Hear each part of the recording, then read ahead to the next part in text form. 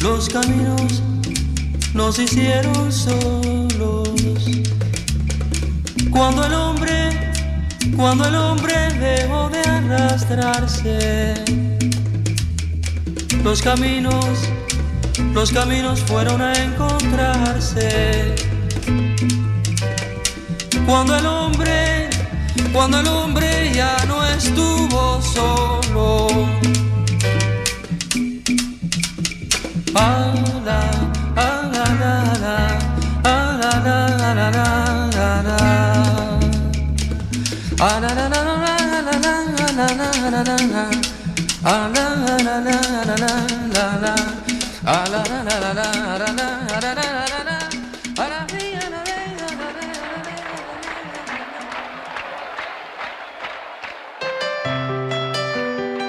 Enero de 1959.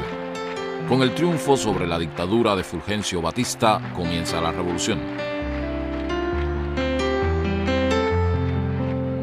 A partir de entonces, ni los rebeldes ni la isla tendrán reposo.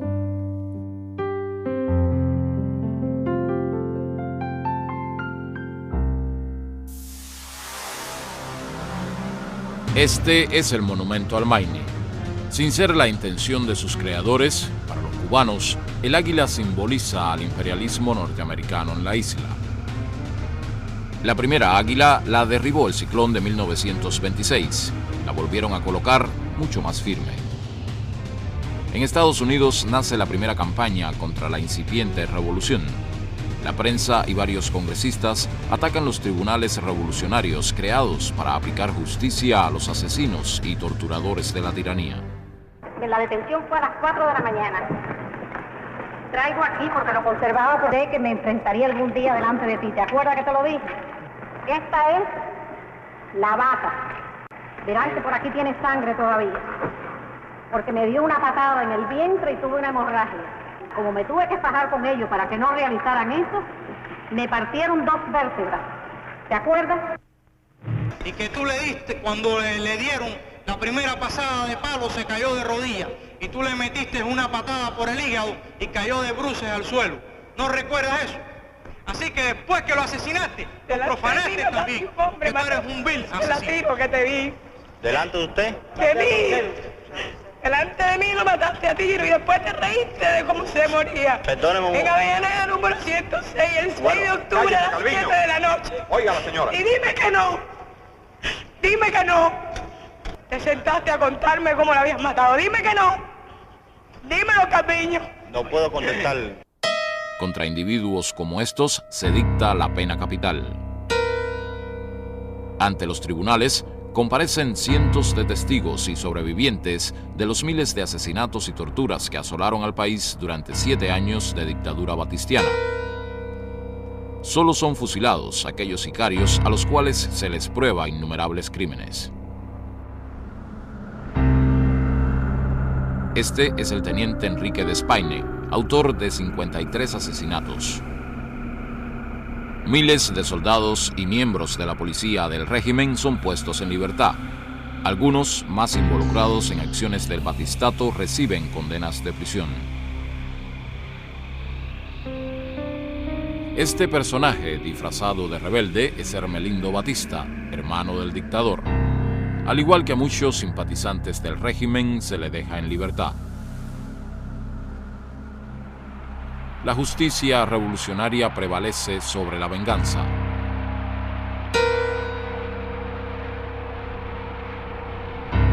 Medio millón de cubanos, espontáneamente, se reúnen para defender esta idea y a la naciente revolución. Mediados de enero del 59, a solo 2 semanas de la victoria rebelde, finaliza la Operación Verdad, que enfrenta la primera campaña manipuladora de los medios de difusión. Se expresa un nuevo tipo de relación entre gobernantes y gobernados, inédito hasta ahora. Las ancestrales estructuras represivas de una sociedad se demuelen. El viejo ejército, la policía, el conjunto de los aparatos coercitivos son desmantelados.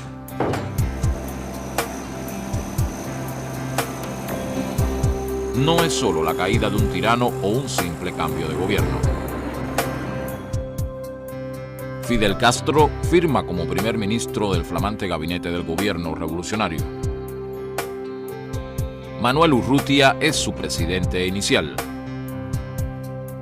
Se toman las primeras medidas de profunda repercusión social que abarcan la vivienda, la rebaja de los alquileres, los precios de las medicinas, la incautación de bienes malversados. Sin enfrentar el problema de la tierra, su pésima e injusta distribución, es imposible una transformación auténtica en la situación económica y social del país. La primera ley de reforma agraria es dictada en mayo de 1959. No es una ley extrema, permite la retención de hasta 30 caballerías a los propietarios. Una indemnización en términos justos está prevista.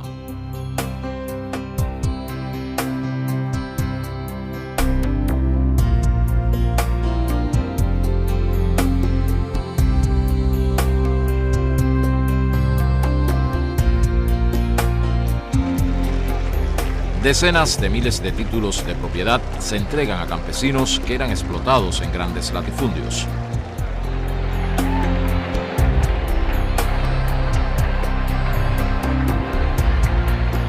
Sin embargo, este es el inicio de las abiertas confrontaciones con el gobierno norteamericano. La revolución no comienza mostrando hostilidad hacia los Estados Unidos. Fidel Castro viaja a ese país el 15 de abril de 1959. Eisenhower, que antes había dado la bienvenida a Batista, no lo recibe. Diplomáticamente, Nixon saluda al líder cubano. Mientras, en las calles, Fidel Castro es recibido como un héroe. Did you ask for any economic assistance? No. I came for good relations, for good understanding, for good economical relations. We are now poor country, but in a rich, poor people, but in a rich country. What we want is to work in our rich country.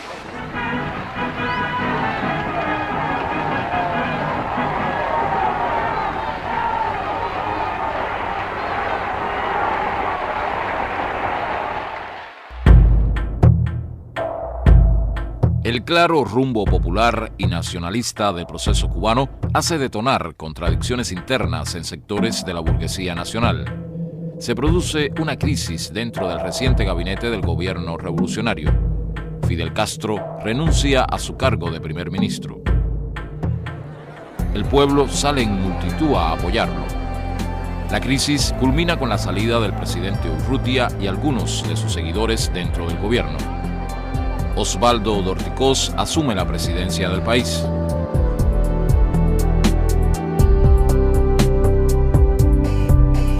El silencio cubre la plaza. Un evento extraordinario, único en la historia de América, va a comenzar. Los campesinos lanzan sus sombreros al aire cuando el presidente de la República, doctor Osvaldo Dorticós, anuncia el regreso de Fidel Castro al cargo de primer ministro.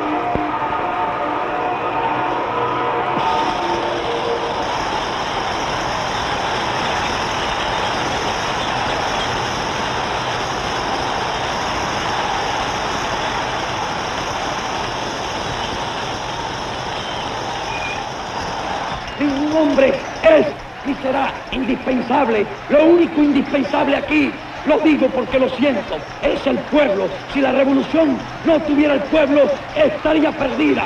El pueblo es lo que importa y el pueblo lo tiene, la revolución.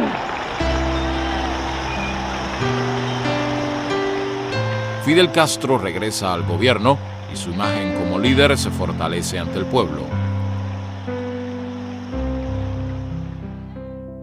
De nuevo la patria tiene que distraer su tiempo.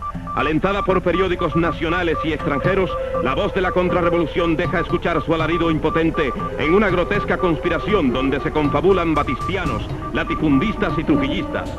Es una farsa de invasión, pero marca el preludio de una creciente cadena de agresiones y conspiraciones, casi siempre alentadas y provenientes de territorio norteamericano. En octubre, Díaz Lanz, un traidor al ejército rebelde, bombardea La Habana. 47 víctimas es el saldo.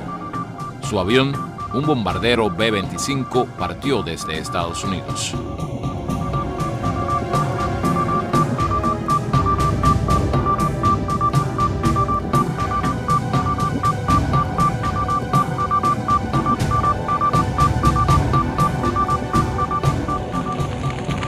En el último trimestre del 59 despunta la práctica terrorista de la quema de cañaverales.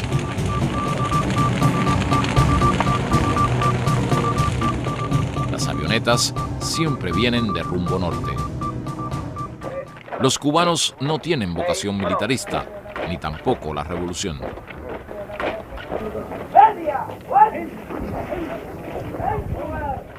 Es que ya el pueblo, por iniciativa propia, está pidiéndonos a nosotros que les demos las armas y que los adiestremos militarmente.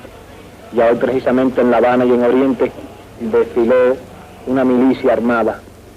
Le vamos a poner el ejemplo nuestro cuando tuvimos que alzarnos y tuvimos que pelear.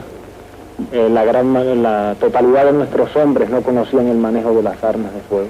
Y quizás en un momento sea necesario que una gran parte de esos ciudadanos tengan que tomar las armas, porque muchos hombres no van a apartarse de la lucha armada si se presenta el momento, y nosotros consideramos que es útil que por lo menos sepan el manejo de esas armas. Nosotros no tenemos ningún temor de armar y de enseñar al pueblo el manejo de las armas, porque esta es una revolución, es un ejército identificado con el pueblo.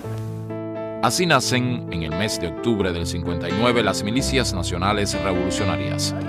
La isla entera se convierte en un polígono de prácticas. A finales de octubre, la avioneta que trae de regreso de Camagüey al legendario comandante Camilo Cienfuegos se pierde en el mar. Camilo había enfrentado un intento sedicioso encabezado por Uber Matos, entonces jefe del regimiento militar de esa provincia. La búsqueda del héroe dura semanas.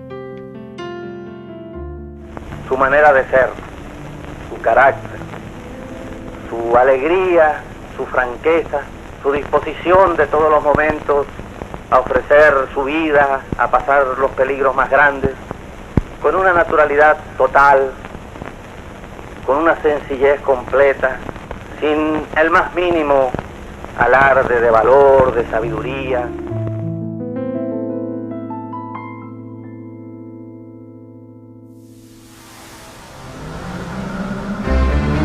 Un documento del Departamento de Estado norteamericano con fecha 1 de julio de 1959 rezaba: el gobierno de Castro no es del tipo que merezca salvarse. Se comenzó limitando la cuota azucarera que Cuba vendía a Estados Unidos hasta concebir un llamado Programa de Presiones Económicas contra el régimen de Castro, emitido en marzo del 60 desde el mismo Consejo Nacional de Seguridad norteamericano. La cuota azucarera sería suspendida poco después. Era el prólogo del bloqueo económico sobre la isla.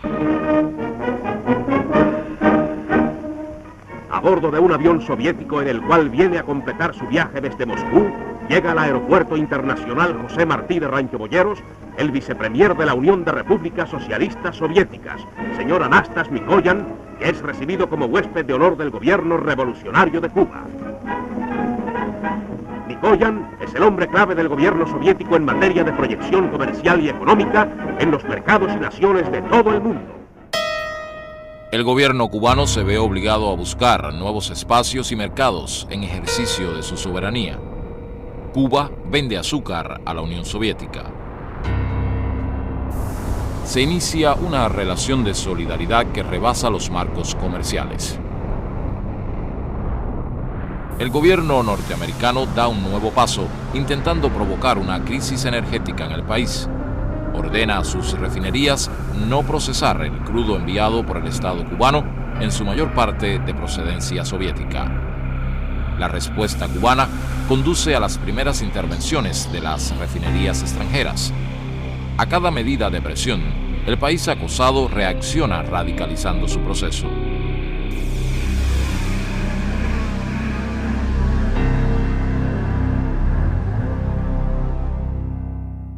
Es 1960, el año de la reforma agraria.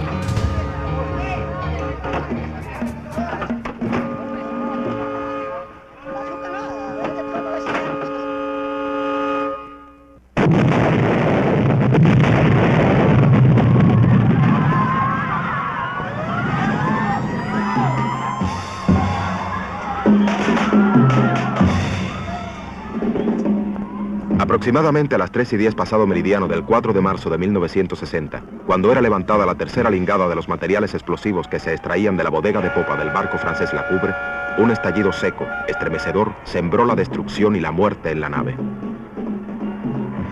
El vapor La Coubre había arribado a La Habana a las 9:14 ante meridiano procedente de Hamburgo, Amberes y Le Havre. Traía en sus bodegas 525 cajas de granadas, 938 cajas de municiones para fusil automático FAL, con un total de 76 toneladas de explosivos. Minutos más tarde, un segundo estallido, de mayor magnitud, asoló el muelle causando un número mayor de víctimas. Habían transcurrido 25 minutos. Y de verdad que es duro recordar eso, porque algunos ya estaban muertos. Había un compañero que yo no recuerdo el nombre, era civil, tenía tanta metralla en el cuerpo que no se podía ver si uno le miraba cuando estaba en el hospital y no definía si era blanco o era negro. Había un compañero capitán al lado nuestro también que perdió una pierna. 101 muertos y más de 200 heridos son las víctimas del peor acto de terrorismo en la historia de Cuba, quizás solo superado por la extraña voladura del Maine. El sabotaje tiene dos objetivos: privar de armas al ejército rebelde y sembrar el terror en la población. A partir de este momento, Cuba decide comprar armas a quien se las venda. Son los meses en que Cuba restablece relaciones con la Unión Soviética y otros países del campo socialista.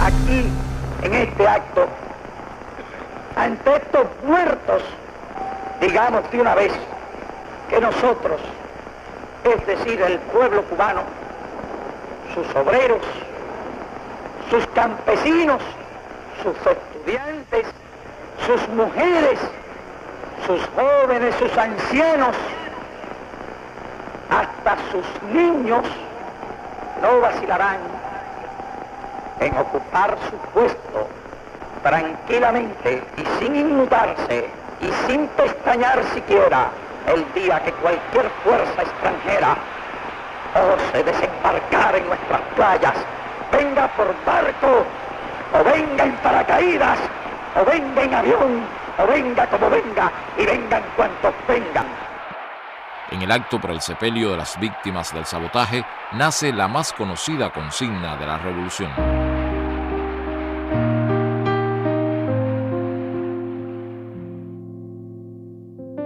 Una sucesión de actos terroristas se desata a partir de este momento. Centros de trabajo, tiendas, lugares públicos, escuelas son sus principales objetivos. Son parte del llamado Programa de Acción Encubierta contra el régimen de Castro, emanado también desde el propio Consejo Nacional de Seguridad de los Estados Unidos.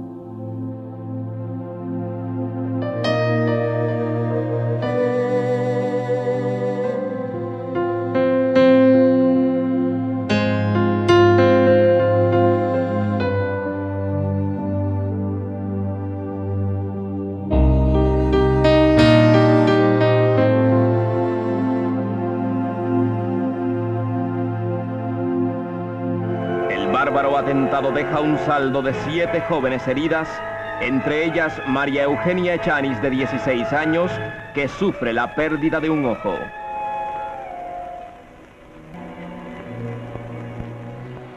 El pueblo sale a las calles reclamando castigo para los terroristas. La ira popular ante la violencia contrarrevolucionaria une más a los cubanos y a todas las organizaciones revolucionarias existentes.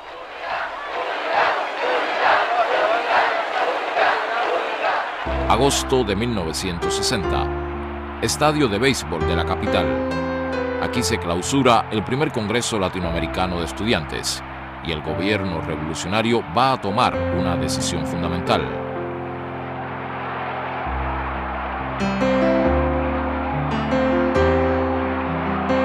Y ese pueblo aquí delante de nosotros queremos también consultarlo para que el pueblo también participe directamente en esta medida. Aquel día ocurre algo inesperado. En su afán de controlar todo, Fidel pierde la voz. El público queda a la expectativa. Ante su imprevista afonía, Raúl Castro y el presidente Dorticós convencen a Fidel para que no siga su alocución. Raúl asume la palabra. porque se ha ido una voz por un momento, pero ahí está él y estará. Entonces el líder se repone.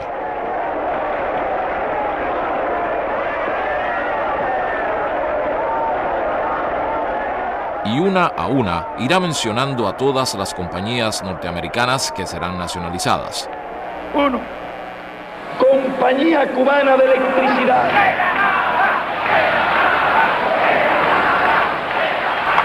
2. Compañía Cubana de Teléfonos. 15. Sinclair Cuba Oil Company S.A. 24. United Fruit Company. Todos corean el popular "se llamaba", frase atribuida a un general Mambí. El gobierno cubano plantea una indemnización en términos razonables que Estados Unidos no acepta.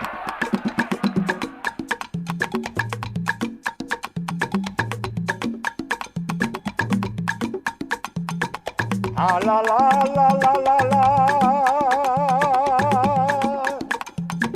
Ah, la, la, la, la, la, la. El pueblo protagoniza el único funeral alegre de su historia, el entierro de las compañías norteamericanas.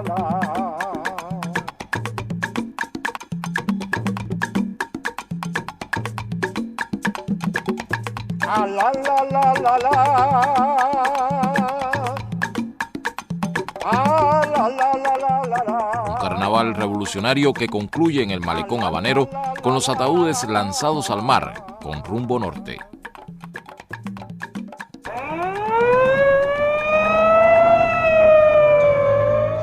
Al mes siguiente, Fidel Castro regresa a Estados Unidos para participar en la Asamblea General de las Naciones Unidas. El clima, ahora, es por supuesto muy distinto al de su anterior viaje.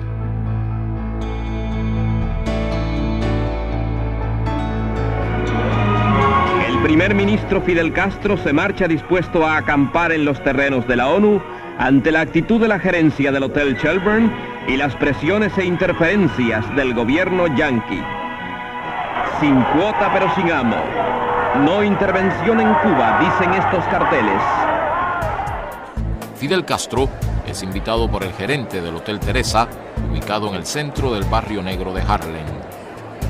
Acepta y será el único jefe de gobierno que resida en un ambiente popular. En el Teresa lo visita el premier soviético Nikita Khrushchev. Los intentos de humillar y aislar al líder cubano fracasan.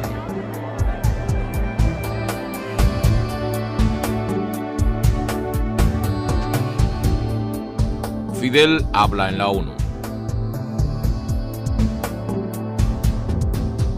En la isla, millones de cubanos lo escuchan. Señor presidente, señores delegados, Cuba no era el primer país agredido. Cuba no era el primer país en peligro de ser agredido. En este hemisferio todo el mundo sabe que el gobierno de los Estados Unidos siempre impuso su ley, la ley del más fuerte. Desaparezca la filosofía del despojo y habrá desaparecido la filosofía de la guerra.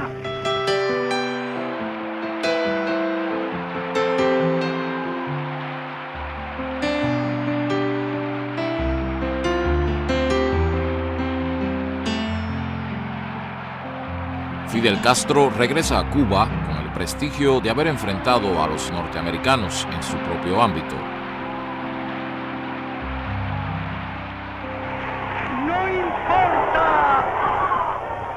No importa que cualquiera de nosotros caiga, lo que importa es que esa bandera se mantenga en alto, que la idea siga adelante, que la patria viva. La Sierra del Escambray, en el centro de la isla. Este es el teatro escogido para desarrollar una guerrilla contrarrevolucionaria que a través de pequeñas bandas siembra el terror en la zona. Decenas de campesinos son asesinados, incluidos maestros voluntarios como Conrado Benítez, ahorcado mientras alfabetizaba en las montañas. Miles de combatientes y milicianos acuden al llamado para la operación militar conocida como Limpia del Escambray.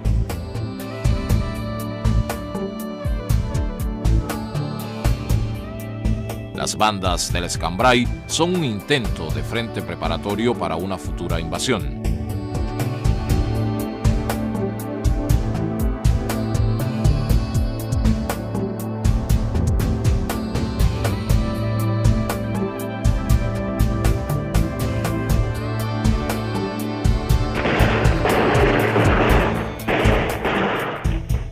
Numerosos grupos armados son desmantelados, pero las bandas continúan aún varios años cometiendo asesinatos y sabotajes. Estos grupos son abastecidos de armamento y recursos por los Estados Unidos en frecuentes lanzamientos desde aviones que son habitualmente interceptados por el ejército rebelde y las milicias. 1960 culmina con una gigantesca movilización. Tras las elecciones en Estados Unidos, se hace inminente el peligro de una agresión militar directa.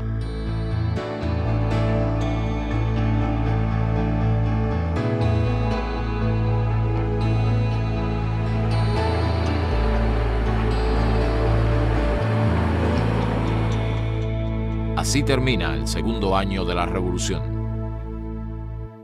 1961. Se inaugura con una revolucionaria campaña de alfabetización. 1 millón de analfabetos, casi la sexta parte de la población, es el remanente de los anteriores gobiernos. Comienza con los maestros voluntarios en las más apartadas regiones, y luego con 100.000 jóvenes y estudiantes en las brigadas Conrado Benítez. Una batalla como la que ustedes van a librar, como la que va a librar este ejército armado de lápices y de cartilla, no se ha librado nunca.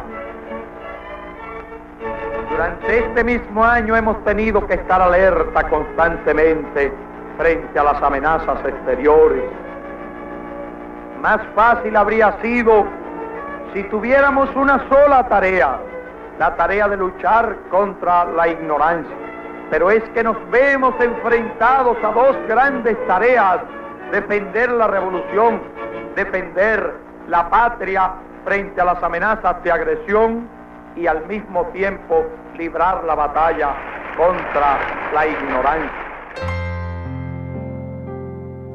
Y entre ellos hubo sus mártires, como Manuel Ascunce, un joven de 16 años asesinado por las bandas del Escambray. Cuando ustedes regresen satisfechos de lo que han hecho, orgullosos para toda la vida de lo que han hecho, van a traer también un profundo sentimiento de agradecimiento en el corazón y van a sentir que cada uno de ustedes se habrá hecho más hombre y más mujer de los que parten de aquí hacia los campos.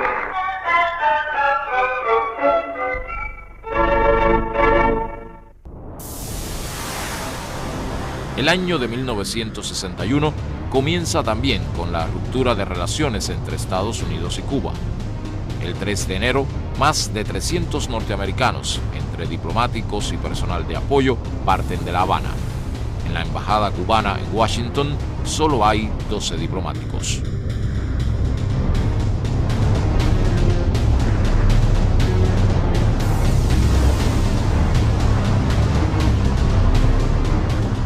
Duro golpe a la contrarrevolución. Capturados cabecillas del plan de sabotaje.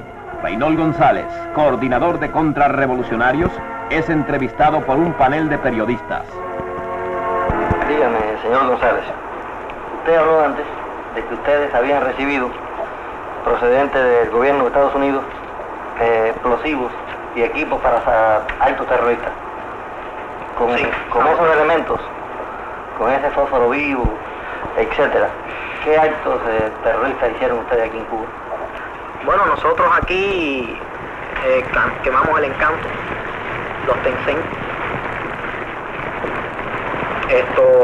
los muelles, una de las torres de los muelles, la tabaquería, la papelera de Puente Grande, una tabaquería que está aquí en La Habana,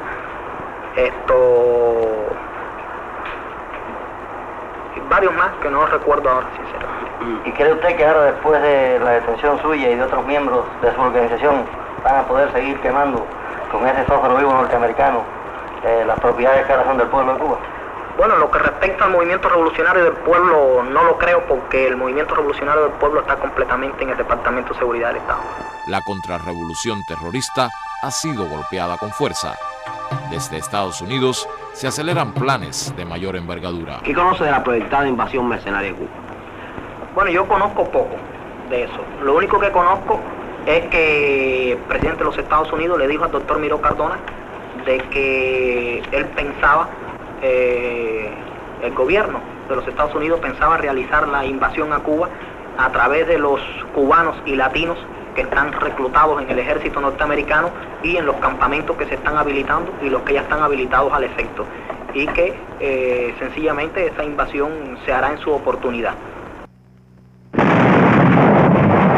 Me despertó la explosión, me asomé a la ventana y pude ver uno de los aviones saliendo. Le dije a la señora mía, parece que se equivocó la artillería antiaérea nuestra y le tiró un avión nuestro. Cuando procedí a acostarme nuevamente, las explosiones volvieron y el fuego antiaéreo más nutrido. Me di cuenta que era un bombardeo.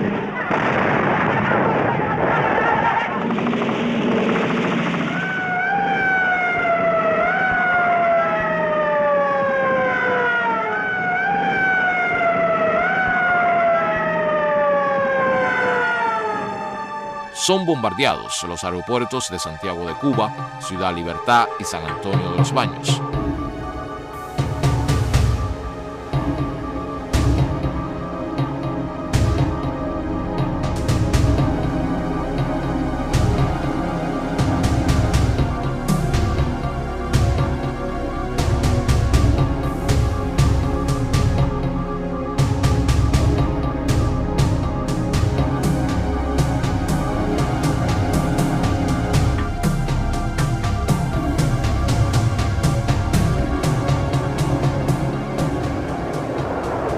Lo que no pueden perdonarnos los imperialistas es que estemos aquí y que hayamos hecho una revolución socialista en las propias narices de los Estados Unidos y que esa revolución socialista la defendemos con esos fusiles.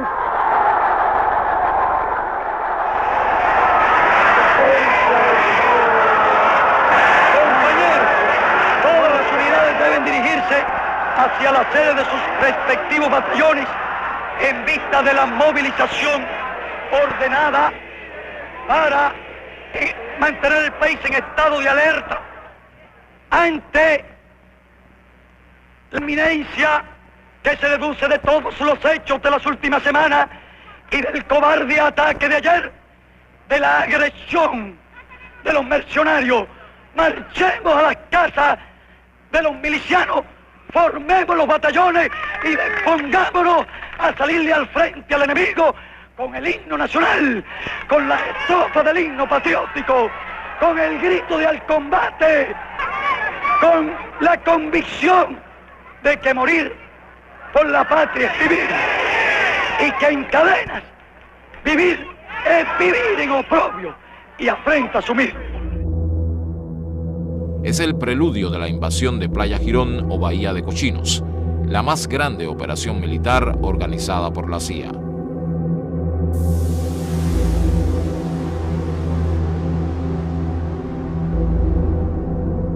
Al atardecer del 14 de abril, la flotilla formada por 7 barcos esperaba en aguas de Puerto Cabezas. Luis Somoza, dictador de Nicaragua, apareció en el muelle con la cara empolvada y rodeado de su escolta.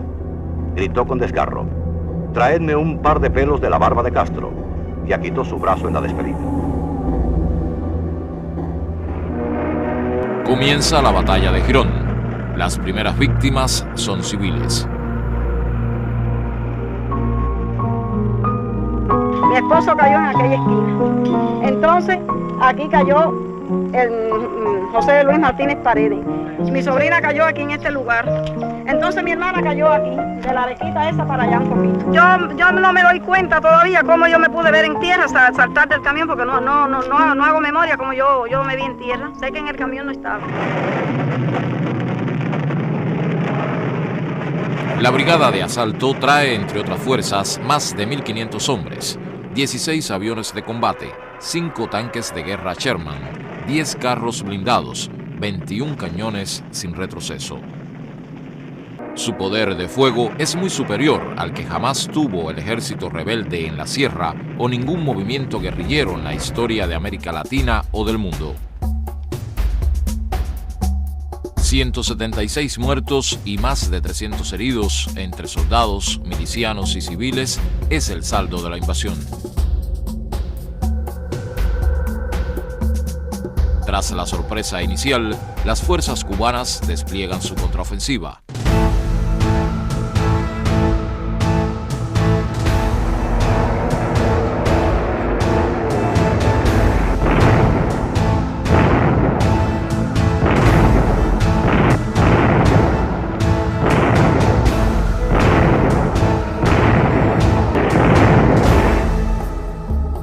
Los aviones B-26 derribados vienen disfrazados con las siglas del ejército cubano.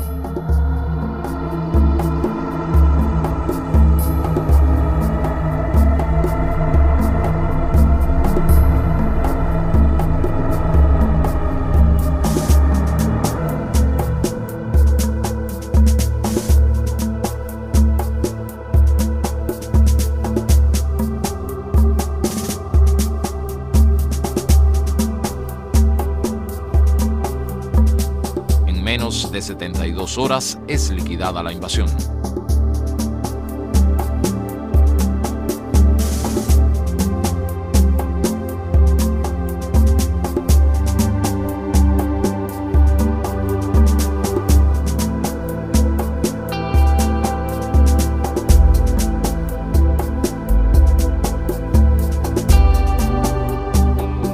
$1,197 prisioneros.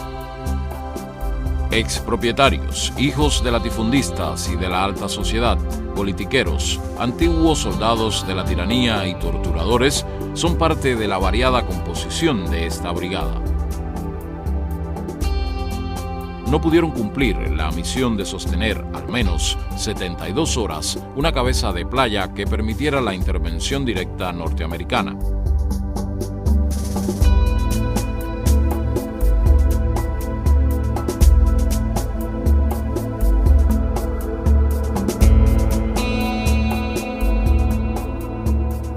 Los objetivos, a nosotros se nos pintó una película de muchos colores. Jamás se fue sincero con nosotros. Incluso se nos dijo que esto duraría unas horas y que la política de Fidel Castro cambiaría y que estaba todo tan maduro que el pueblo de Cuba iba a cambiar totalmente. Y entonces yo cambié con el superior de España, de permiso, le dije que me dejara ir a ver los campamentos, de estos muchachos cubanos, amigos míos de Miami, que dijeron que era una cosa fantástica. Y ahí me embullé y ahí fui. Padre, ¿qué le parece? No se puede salir después. ¿Por qué? No le permiten a usted las autoridades. ¿Quién gana el campamento? Los americanos. Definitivamente cae el águila norteamericana.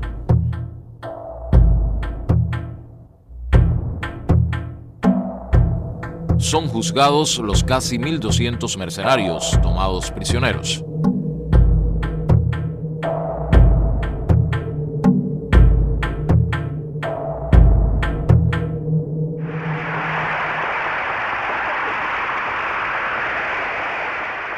De forma abierta, Estados Unidos asume ante el mundo la paternidad de la invasión.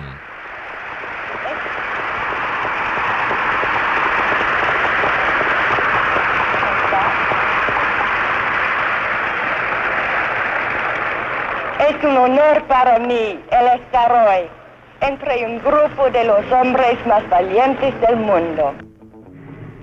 Los hombres más valientes del mundo. Los valientes de Jacqueline. El gobierno norteamericano acepta recogerlos a cambio de pagar a Cuba una indemnización de $62 millones. Los prisioneros son canjeados por medicinas y alimentos. Mercenarios por compotas, como se conoció popularmente la negociación.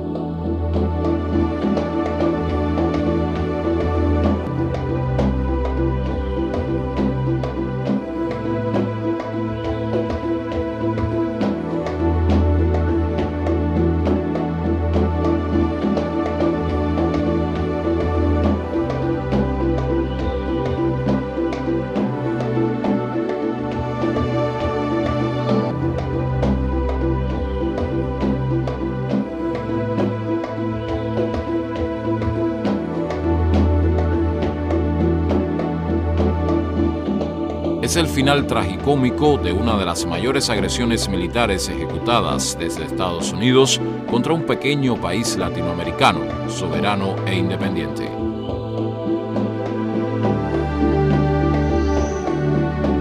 La Organización de Estados Americanos, OEA. Aquí no se condenó la invasión de Playa Girón. Este es el frente de guerra diplomático de los Estados Unidos. La séptima conferencia plantea la lucha abierta entre el canciller Christian Herter de los Estados Unidos y nuestro ministro de Relaciones Exteriores Raúl Roa, que plantea una valiente acusación frontal contra el injerencismo tradicional de los Estados Unidos, que desempolvando ahora la vetusta doctrina Monroe, trata nuevamente de regir los destinos de una nación verdaderamente libre y soberana, que no se doblega ante las agresiones económicas ni militares. Los enfrentamientos entre las dos delegaciones marcan la tónica de estos encuentros. Estados Unidos demanda que se apruebe una cuarentena para un total aislamiento hemisférico de la revolución. En Punta del Este, Uruguay, el comandante Ernesto Che Guevara participa en desiguales batallas diplomáticas. Expulsar a Cuba de la OEA es parte de un plan norteamericano insertado en un proyecto de subversión mayor. Pero a Cuba no se le aísla de los pueblos latinoamericanos.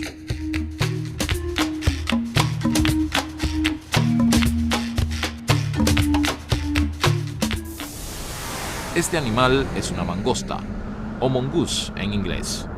Ese es el nombre del mayor operativo contra la revolución cubana después de la derrota de Girón. Sus propósitos los expresó con diafanidad el entonces fiscal general Robert Kennedy. Mi idea es aguijonear sobre la isla con espionaje, sabotajes, desórdenes generales, empujando a los cubanos. En el plano económico, se decreta en febrero del 62 el inicio del bloqueo económico, financiero y comercial de los Estados Unidos contra Cuba. Permítanme decirles, nosotros cometimos muchos errores, nosotros como país. Como país, hemos cometido muchos errores en operaciones militares y quiero decirles algo, ningún secretario de defensa, indudablemente yo no, puede eludir responsabilidades por esos errores. No hay nada, y quiero decir prácticamente nada, que tenga que ver con acciones militares significativas que no se produjese como resultado de la decisión del presidente y por intermedio del secretario de Defensa. Se trataban de operaciones sensibles, por ejemplo, los sabotajes tendrían que después ser sometidos sobre una base caso por caso. A pesar de esto, la operación Mangosta hizo realmente cosas muy insensatas. El secretario McNamara utilizó la palabra tontería y pienso que esto es restarle un poco de importancia al término que merece. Pienso que la idea era en su momento crear una revuelta interna en Cuba. Yo me centré en otros aspectos, pero sí les diré que los militares de los Estados Unidos desarrollaron planes de contingencia para un ataque contra Cuba en el caso de que fuera necesario. Este clima de presiones y hostilidades constantes conduce al mes en que el mundo vivió en peligro, a la crisis de octubre o crisis de los misiles. El punto de partida es el acuerdo militar firmado entre Cuba y la Unión Soviética para instalar en la isla cohetes de alcance medio. Cuba quiere que el acuerdo se haga público, como decisión soberana entre dos estados, pero los soviéticos no aceptan. Debo decirles que algunos de nuestros camaradas llegaron a conclusiones cuando estuvieron en Cuba y llegaron a la conclusión de que se podía colocar aquí los cohetes de manera que no se pudieran distinguir de las palmas, pero era una conclusión tonta. Y por supuesto, los cohetes son descubiertos. El secreto del acuerdo militar y el engaño fueron dos realidades que hicieron daño. Que cuando al fin se descubren, ese día 14, los emplazamientos, Estados Unidos dispone de una ventaja enorme porque tenía el secreto en las manos. Podía tomar la iniciativa en el terreno militar quedó en manos de Estados Unidos. Nosotros desde el primer instante percibimos una operación estratégica. Voy a decir la verdad, como pensamos. A nosotros no nos gustaban los cohetes. Si de nuestra defensa exclusiva se hubiese tratado, nosotros no habríamos aceptado los proyectiles, los cohetes aquí. Pero no vaya a pensarse que era por el temor a los peligros que podrían sobrevenir de los proyectiles aquí, sino por la forma en que eso dañaría la imagen de la revolución, y nosotros éramos muy celosos con la imagen de la revolución en el resto de América Latina, y que la presencia de los proyectiles, de hecho, nos convertía en una base militar soviética, y eso tenía un costo político alto. Tampoco ignorábamos, para mí fue claro, que la presencia de los proyectiles iba a dar lugar a una gran tensión política. Pero nosotros vimos esta cuestión desde el ángulo de nuestros deberes morales, de nuestros deberes políticos, de nuestros deberes internacionalistas, tal como lo entendíamos. Yo creo que ese sí fue un momento de mucho peligro, desde el punto de vista militar. Estalla la crisis el 22, pero ya de por la mañana nosotros pusimos en alarma de combate toda la fuerza. Cuando vimos el movimiento y la reunión y todos aquellos datos que llegaron públicamente, nos dimos cuenta también nosotros de que eran los cohetes. No perdimos un minuto y pusimos en alarma de combate máximo toda nuestra fuerza. Ese mismo día antes que hablara Kennedy. Última hora. Derribado avión espía Yankee 2 sobre territorio cubano. Se reporta que baterías antiaéreas cubanas han derribado un avión norteamericano del tipo U-2. Los U-2 han sido derribados en diversas ocasiones al volar sobre territorio chino y soviético. La tensión se hace extrema. La isla entera está en estado de alerta. Pero la vida continúa en sus calles, sin miedo a lo cubano. Malanga, sí, chiflero, malanga, sí.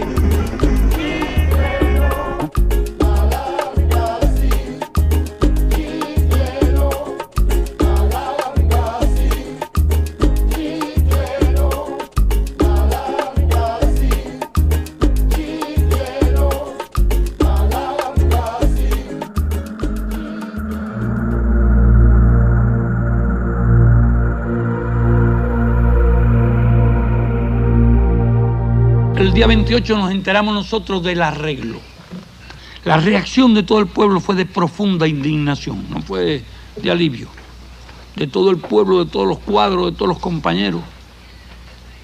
Y entonces nosotros inmediatamente la decisión política que tomamos fue lanzar los 5 puntos. Los 5 puntos demandan el cese del bloqueo, de la subversión, de los ataques piratas, de todas las violaciones y agresiones contra la isla.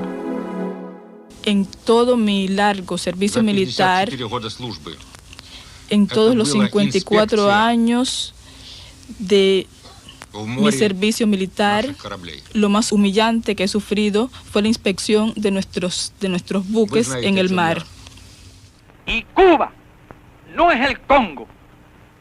Ni bajo esa bandera ni bajo ninguna otra podrá venir nadie a inspeccionar nuestro país. Nosotros sabemos lo que hacemos y sabemos cómo debemos defender nuestra integridad y nuestra soberanía.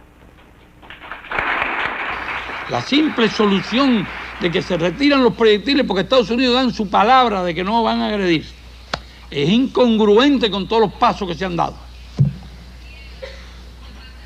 Y es incongruente con la existencia de una situación en nuestro país que tenía que ser superada. Porque bastaba que Nikita hubiera dicho: estamos de acuerdo en retirar los proyectiles si se dan garantías satisfactorias para Cuba. Cuba no estorbaba en esa participación. Cuba hubiera ayudado, pero hubiera dicho: bueno, las garantías mínimas que nosotros queremos son estas, no las garantías de no invadirlo. A la gente le habría parecido razonable buscar un acuerdo sobre bases que tuvieran que ver con Cuba, porque si realmente el motivo de los cohetes era Cuba, tenía que haberse pensado en Cuba y no en los cohetes de Turquía. Cuando se decidió traer los cohetes a Cuba, se consultó a Fidel Castro. Y cuando se trató de sacar los cohetes de Cuba, entonces a espaldas de Fidel Castro se decidió. Nosotros tenemos que discutir esto con los soviéticos, a nivel de gobierno y a nivel de partido. Sentarnos a discutir con ellos todo lo que sea necesario, a la luz de la razón y a la luz de los principios. Yo comprendo la posición de Fidel Castro y comparto que en aquel momento se haya sentido airado. Y nuestra, de todos, de los revolucionarios, de los patriotas, será la misma suerte. Y de todos será la victoria. Patria o muerte, venceremos. La crisis de los misiles ha terminado para el mundo, pero para la isla no hay reposo. En menos de 4 años, el tiempo que dura una administración norteamericana, Cuba sufre más de 400 actos de sabotaje, es objeto de un bloqueo económico, de una invasión de gran envergadura y se coloca en el vórtice de un posible holocausto nuclear. Son 4 años que marcan el destino del país y sus habitantes.